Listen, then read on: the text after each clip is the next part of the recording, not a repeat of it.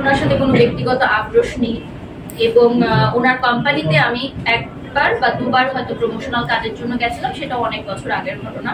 তারপরও বিভিন্ন ইভেন্টে যখন কথা হয়েছে আমি তার সাথে সুন্দর ব্যবহার করেছি আমার জানা মতো। ওনার সাথে আমার কোনো ব্যক্তিগত আক্রোশ নেই, এখন পর্যন্ত নেই।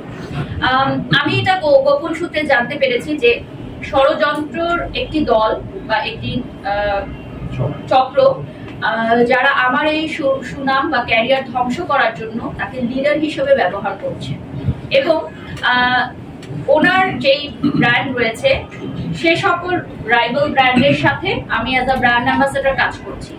তো আমাকে যদি দমানো সম্ভব হয় তাহলে শুধুমাত্র বাংলাদেশে একাই হয়তো কেউ রাজত্ব করতে চাচ্ছে, সোশ্যাল মিডিয়াতে একাই উনি রাজত্ব করতে চাচ্ছে, কিন্তু এটা তো কখনো সম্ভব না। আমরা সবাই মিলে কাজ করব, আমরা এক বা একাধিক ব্র্যান্ডের সাথে কাজ করব, এক বা একাধিক ব্র্যান্ড ব্যবসা করবে, এটাই হওয়া উচিত। এবং আরো একটি কথা আমি পরিষ্কার করতে চাই, বিভিন্ন জায়গায় এসে উনি এগুলো এস্টাবলিশ করার চেষ্টা করছেন যে আমি অহংকারী, আমি মানুষের সাথে খারাপ আচরণ করি।